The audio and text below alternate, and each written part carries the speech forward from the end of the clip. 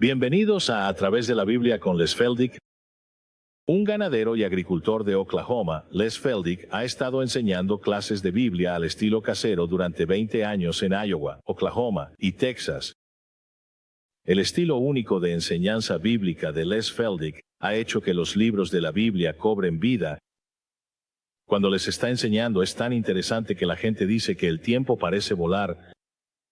Y ahora aquí está Les Feldick. Regresamos justo al punto donde lo dejamos en nuestro programa anterior, que será en el capítulo 1 de los Hechos. Vamos a ver brevemente el versículo 6 y luego pasaremos al versículo 7. Y una vez más, nos gusta dar la bienvenida a nuestra audiencia de televisión y recordarles que todos los programas están disponibles en video, así como muchos de ellos ahora en forma de libro. Solo escríbenos o llama a nuestro número 800. Ahora, aquellos de ustedes que intentan llamarnos, por favor traten de hacerlo por la mañana, porque simplemente no me gustan los contestadores. Odio hablar con uno y siento que la mayoría de la gente también lo hace, así que hasta ahora me niego a ir por ese camino. Así que si llamas después de las 12 del mediodía, probablemente no obtendrás respuesta, porque naturalmente estaré fuera y Iris generalmente se va a trabajar poco después del mediodía, así que si intentas llamar a nuestro número 800, trata de hacerlo por la mañana, donde siempre hay alguien cerca del teléfono.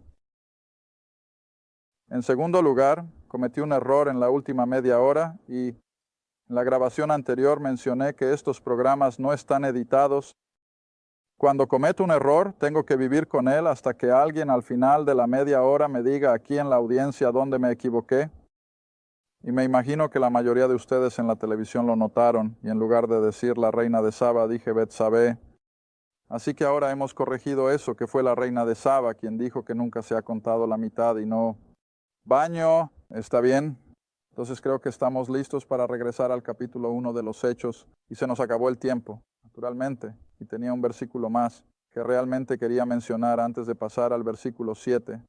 Así que si miras el versículo 6 una vez más, solo para una rápida revisión, cuando por lo tanto se reunieron, le preguntaron, es decir, al mismo Señor, Señor, ¿restaurarás en este tiempo el reino a Israel?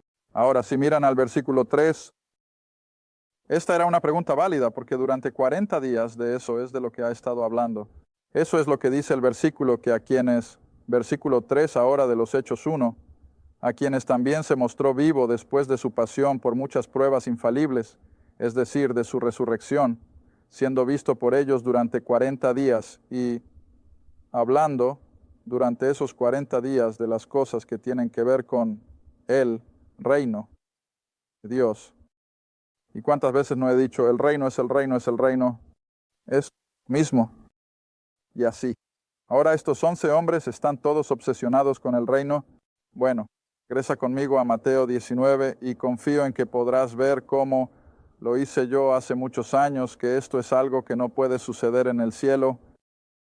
Es algo que nunca ha sucedido antes, así que todavía tiene que ser en el futuro. Pero por supuesto Jesús lo dice en su ministerio terrenal, cuando los 12, incluyendo a Judas, todavía están con él. Y luego, comenzando con el versículo 27 de Mateo 19, Mateo capítulo 19, ahora el versículo 27, entonces respondió Pedro y le dijo, es decir, a Jesús, he aquí, hemos dejado todo y hemos seguido. Que tendremos entonces, ahora siempre aclaro eso, no estaba hablando de su salvación, él tenía eso, él lo sabía, pero de lo que está hablando es qué vamos a recibir como recompensa, qué vamos a recibir además de nuestra vida eterna. Esa es una pregunta válida y Pablo ciertamente la aborda en 1 Corintios capítulo 3 en lo que a nosotros respecta. Pero mira la respuesta de Jesús. Y siempre me gusta recordarles a las personas cuando ven a Jesús responder a una pregunta si hay sarcasmo, como en el capítulo 12 del Evangelio de Juan cuando lo acusan de, ya saben, conocer a Abraham. Y luego en sarcasmo dijo, conozco al Padre, ya sabes, tú afirmas conocerlo. Y si dijera que no lo conozco, sería un mentiroso como tú por afirmar conocerlo. Bueno, eso es sarcasmo, creo. Él los estaba poniendo en su lugar, pero ese no es el caso aquí. Él responde de la misma manera, lo más alto que pudo. Y mira lo que dice, de cierto. Os digo que vosotros que me habéis seguido, Ahora le está hablando a Pedro. A los otros 10.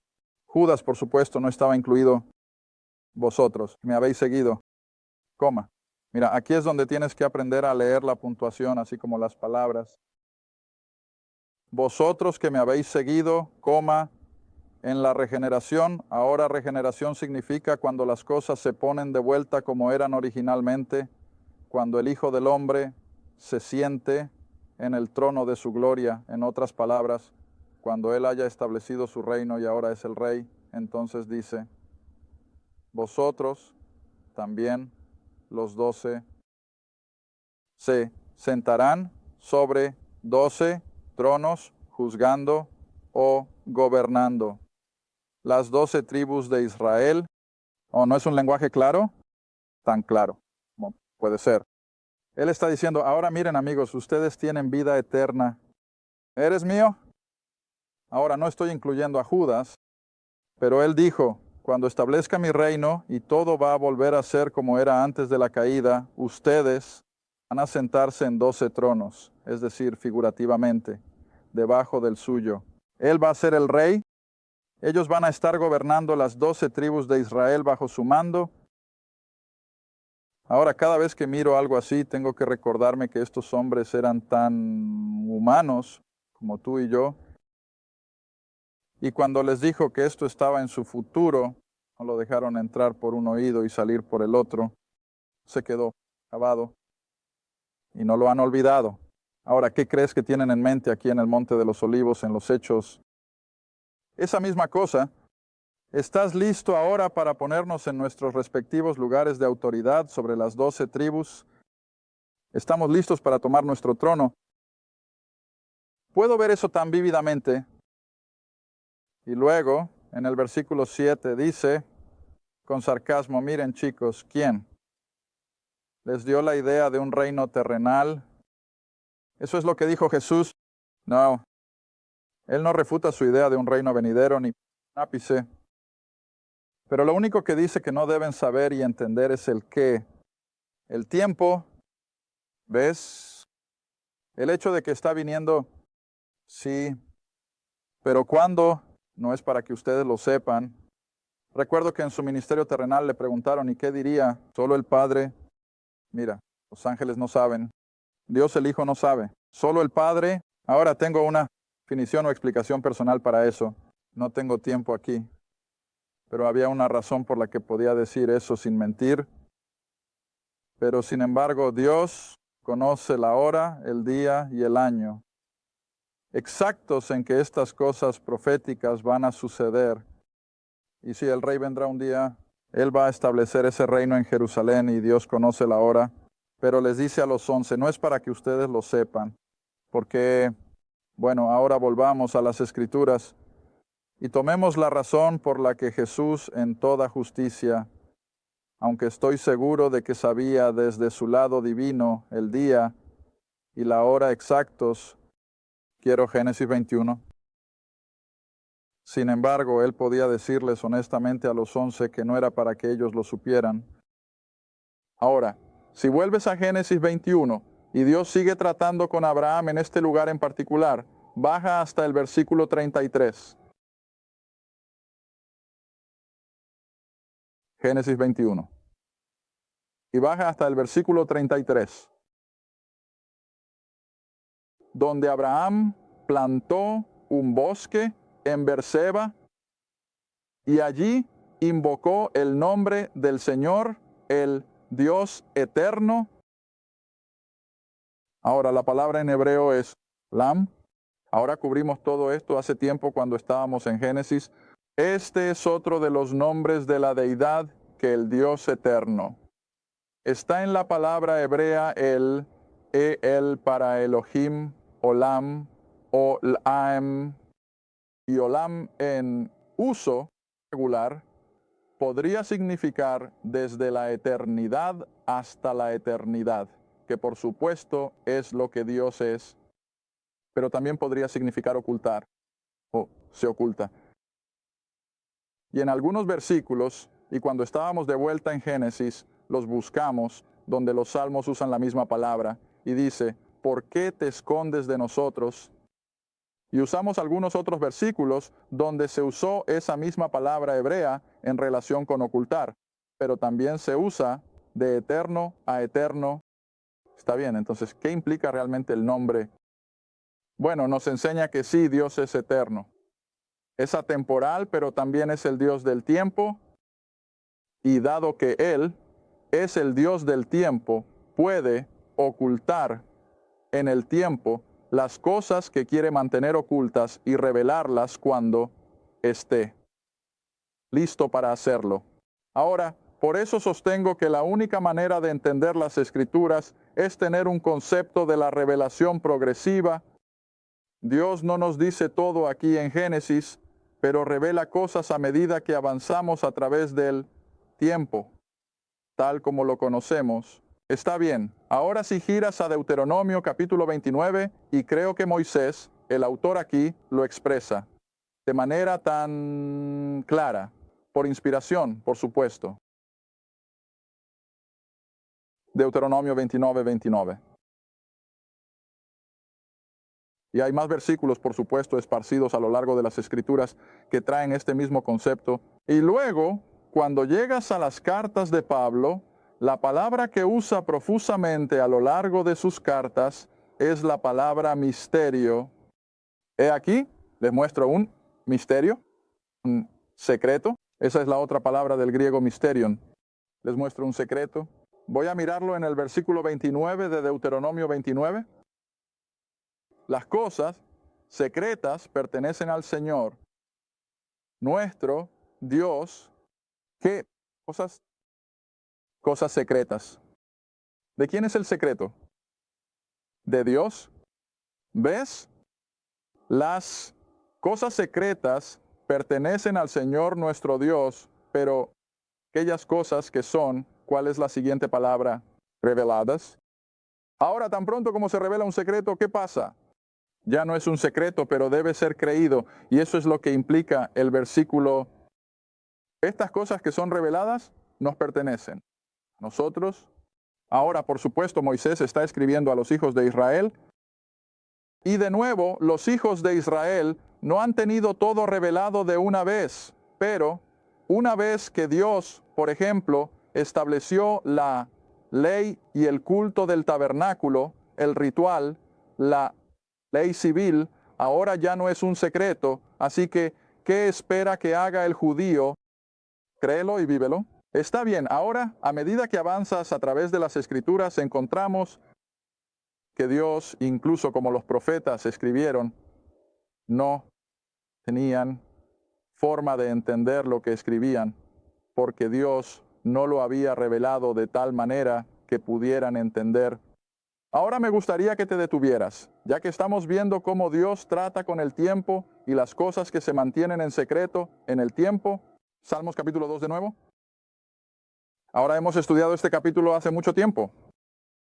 Y como he mencionado antes, la única razón por la que no reviso más de lo que hago en este programa es por aquellos que han gastado buen dinero en conseguir nuestras cintas. Y cuando algo está en una cinta de hace 3, 4 años, me da un poco de reparo repetirlo porque después de todo ellos ya lo tienen y pueden volver a verlo. Pero supongo que tengo que darme cuenta de que hay más personas que no tienen las cintas que las que sí las tienen. Así que, para su beneficio, vamos a repasar este capítulo una vez más. Salmos capítulo 2 y comenzaremos justo en el versículo 1.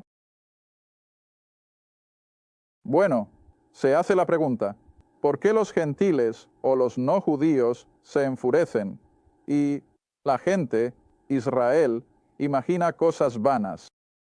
Los reyes de la tierra, los gentiles, se levantan y los gobernantes de Israel se reúnen con esos gentiles contra el Señor. Ahora recuerda, eso es exactamente lo que pasó en su crucifixión, ¿no? Los líderes judíos lo exigieron, pero no querían llevarlo a cabo. Así que fueron y dejaron que Roma hiciera el trabajo sucio. Bueno, tenía que ser así, porque sabemos que Israel apedreaba a su propia gente por infracciones religiosas. Podrían haber apedreado a Jesús, pero esa no era la muerte que tenía que morir. De hecho, la pregunta surgió en el descanso. Supongo que aquí es tan buen lugar como cualquier otro para responderlo.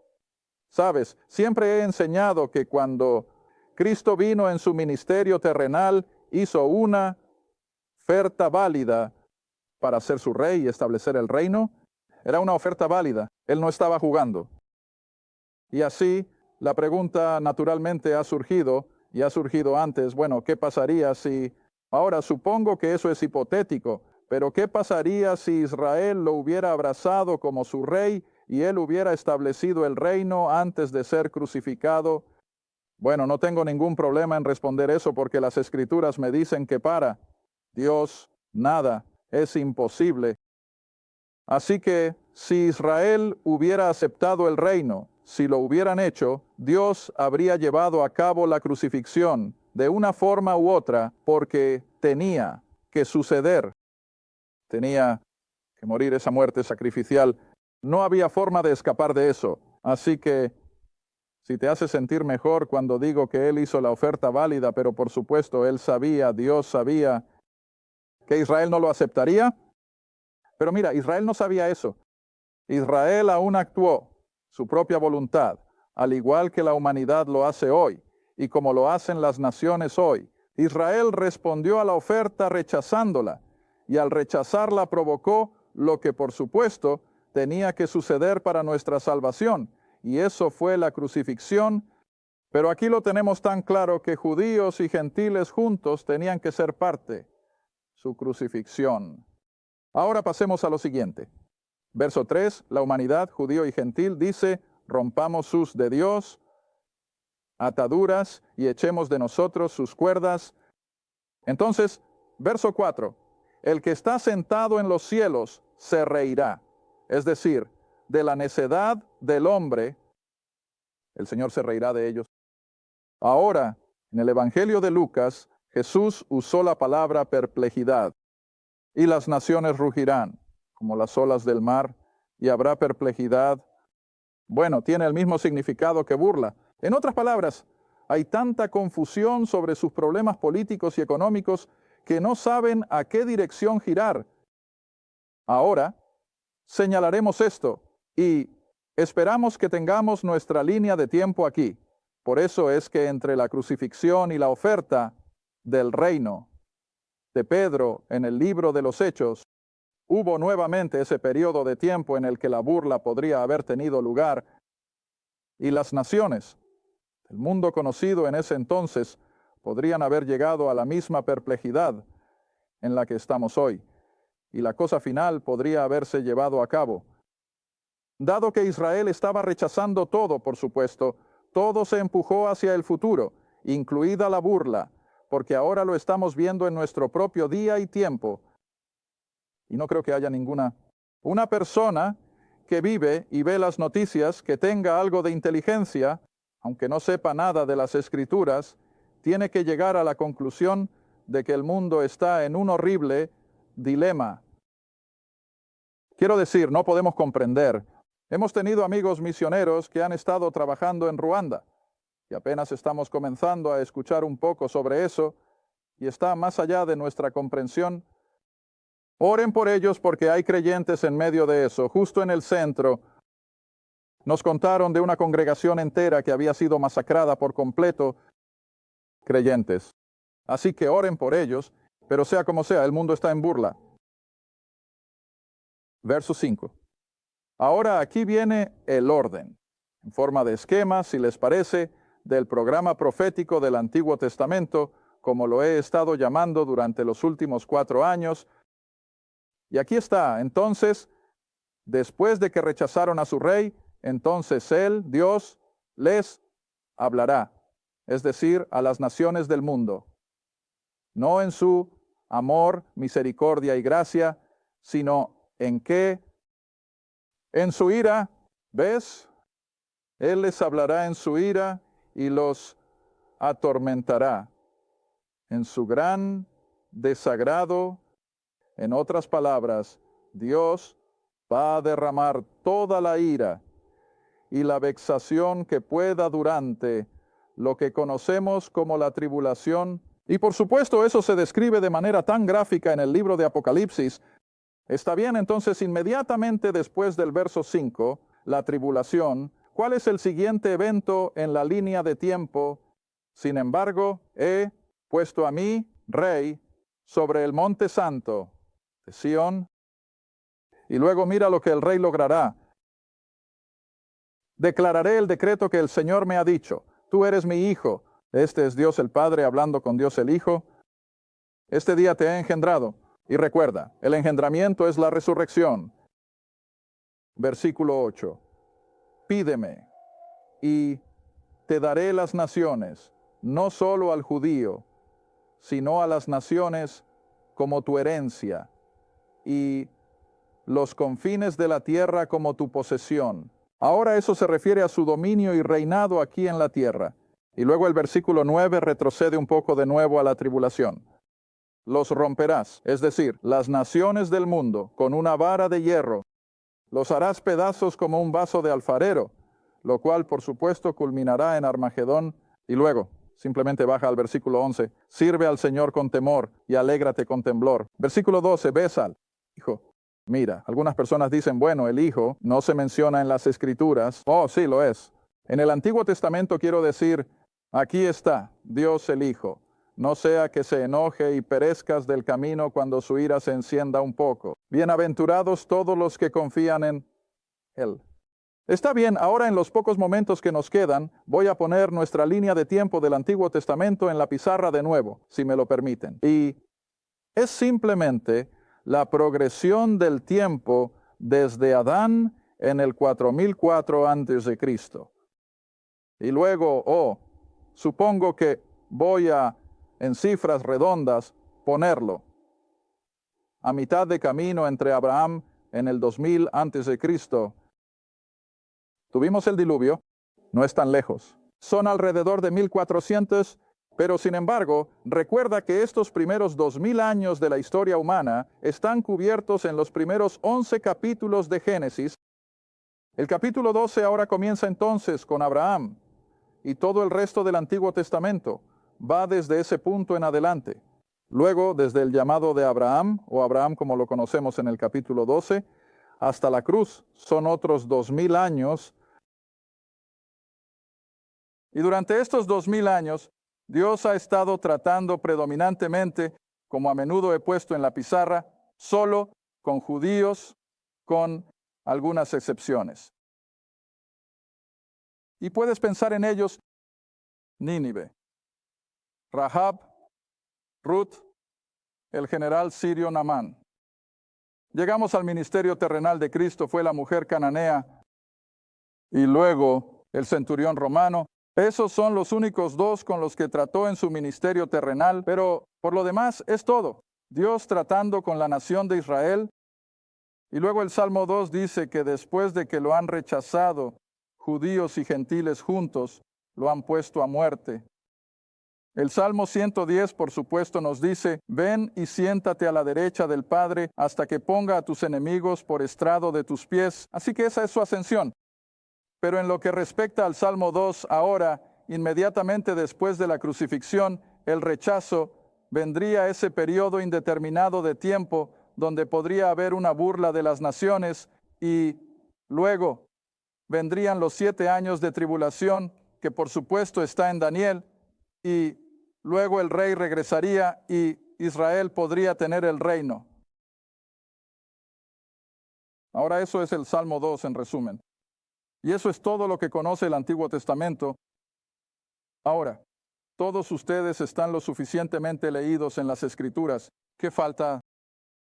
Bueno, la iglesia, la era de la gracia, no está aquí porque es un secreto guardado en la mente de Dios, y será un secreto hasta que Dios lo revele. Y por eso estoy constantemente diciéndole a la gente, no busquen el rapto o la iglesia en los evangelios. No está ahí. No busquen el rapto de la iglesia o la doctrina de la iglesia o el evangelio como lo conocemos en el Antiguo Testamento. No está ahí. Porque es un secreto guardado en la mente de Dios. Él solo está tratando con la nación de Israel. Ahora sabemos que tan pronto como Cristo ascendió, Israel siguió rechazando la oferta del rey y del reino. ¿Y qué hizo Dios? Él movió todo esto hacia el futuro y pone un periodo de tiempo indeterminado. Nadie sabe ¿Cuándo va a terminar? Y luego vendrán los 7 años. Después Cristo regresará y luego el rey vendrá y establecerá su reino. Ahora no puedo explicarlo de otra manera, más simple que eso.